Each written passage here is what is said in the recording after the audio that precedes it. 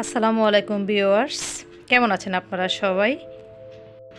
আশা করছি সবাই ভালো আছেন, কাছে কিংবা দূরে যে যেখান থেকে এই ভিডিওটা দেখছেন সবাইকে ধন্যবাদ জানাচ্ছি। ওয়েলকাম করছি রাহি কুকিং হাউসে। তো আরেকটা মিষ্টি রেসিপি নিয়ে আপনাদের সামনে হাজির হয়ে গেলাম। আজকে রেসিপিটা হলো যায় গুঁড়া দুধের মালাই চপ। অসাধারণ একটা রেসিপি, আসলে কি বলবো, অল্প সময়ে আর অল্প উপকরণ দিয়েই খুব সুস্বাদু একটা মিষ্টান্ন তৈরি করলাম। তো দেখেন আমি এখানে 1 কাপ পরিমাণ, আমি আসলে আমার মতোই করেছি, 1 কাপ পরিমাণ গুঁড়া দুধ নিয়ে নিয়েছি।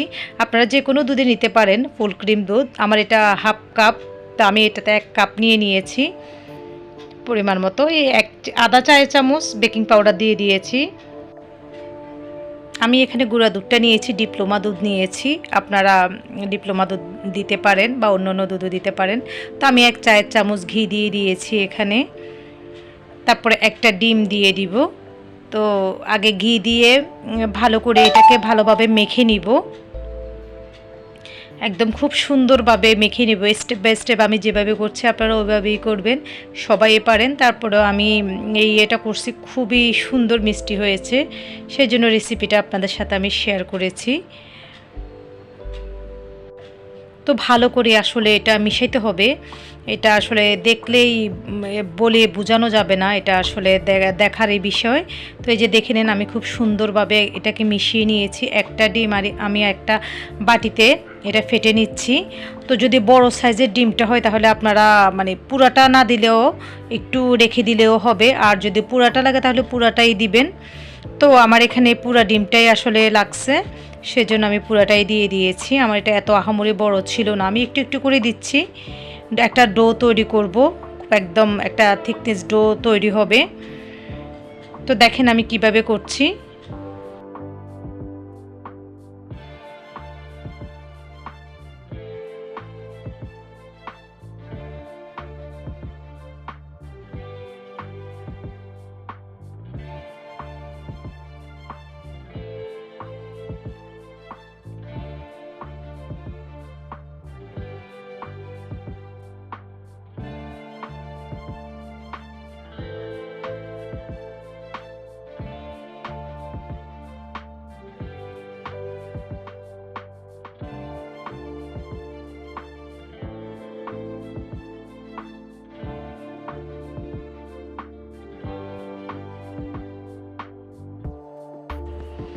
তো এই যে দেখেন আমার ডোটা তৈরি হয়ে গেছে, একদম আঠালো একটা ডো। আমি হাত ধুয়ে আস্তে আস্তে এটা কিন্তু আসলে একদম সেট হয়ে যাবে। তো আমি ঢাকনা দিয়ে রেখে দিব এটাকে।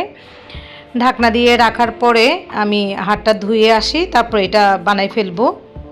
এই যে এটা রেস্টে দিতে হবে না, ফ্রিজেও রাখতে হবে না আসলে। তো আমি হাতে একটু ঘি মেখে আমি মালাই চপগুলা বানিয়ে ফেলবো। তো আপনারা আপনাদের আকার যেভাবে ইচ্ছা আপনারা ওইভাবে একটা শেপ দিতে পারেন। কেউ লম্বা আকারে শেপ দিবেন, আমি এখানে গোল গোল করে দিচ্ছি। এটা আসলে নিজেদেরই ব্যাপার, যেভাবেই করেন না কেন সুন্দরভাবে মালাই চপটা হলেই হলো। তবে যেভাবে বানাবেন যাতে করে এটার গায়ে কোনো ফাটল না থাকে, এমনভাবেই বানাবেন একদম যাতে করে এটা পুরাটা একদম সফট মিহিন হয়ে যায়। যে দেখেন আমি যেভাবে করছি, কোথাও কোনো ফাটল নাই, মিষ্টির গায়ে একটু ফাটলও নাই, এমনভাবে করবেন।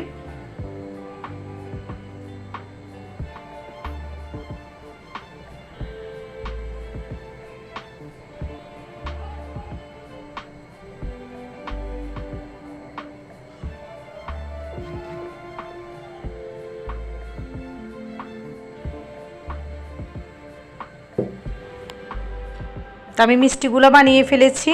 তারপরে এখানে আমি চুলার ভিতরে 1 লিটার দুধ দিয়ে দিয়েছি। দুধটাকে শুধু আমি একটা বলক দিব, বেশি বলক দিতে হবে না, একটা ফুটানো দিলেই হয়ে যাবে। বেশি ফুটালে কিন্তু মিষ্টিটা আসলে ভালো হয় না। তো এখানে আমি পরিমাণ মতো চিনি দিয়ে দিব। আবার আমি গুঁড়া দুধও দিয়েছি, এখানে 1 কাপের মতো গুঁড়া দুধও দিয়েছি, যাতে করে আপনারা এটা স্কিপও করতে পারেন, যাতে করে আরেকটু টেস্ট হয়, সেজন্য আমি গুঁড়া দুধটাও দিয়েছি 1 কাপ। তো আমি এখানে চিনি দিয়ে দিয়েছি।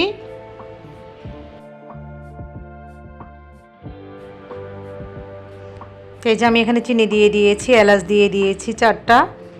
ভালো করে একটু নাড়াচাড়া করতেছি যাতে করে সব কিছু একদম মিশে যায়।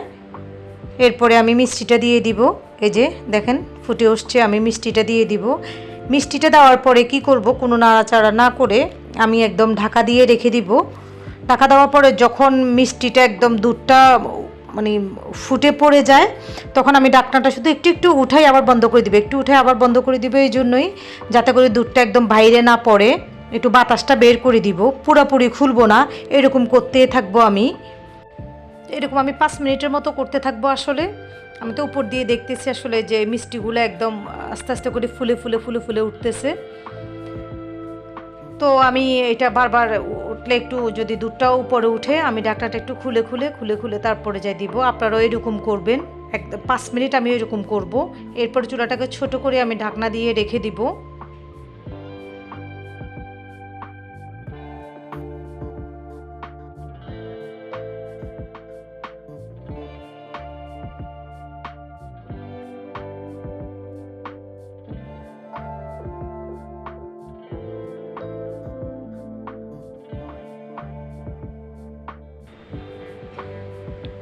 এই যে দেখছেন মিষ্টিগুলো একদম ফুটে উঠেছে, একদম ফুলে একদম টইটুম্বুর হয়ে গেছে।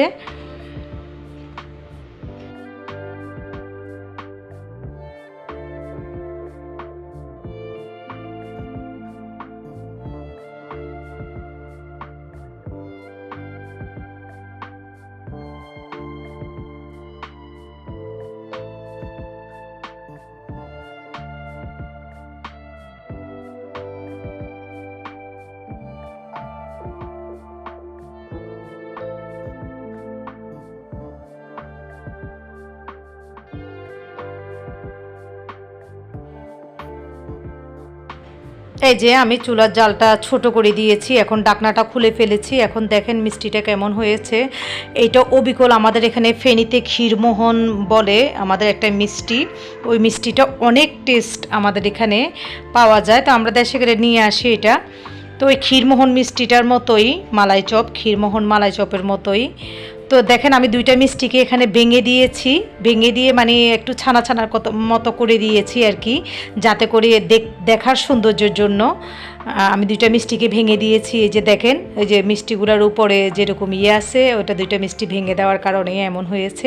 তো আমার মিষ্টিটা মালাই চপটা কেমন হয়েছে অবশ্যই কমেন্ট করে জানাবেন, আর ফুল ওয়াচ করবেন প্লিজ, সবার কাছে একটা অনুরোধ, আর সবাই শেয়ার করবেন, একটু লাইক দিবেন। তো একটা আমি আপনাদেরকে কেটে দেখাচ্ছি কেমন হয়েছে, দেখেন।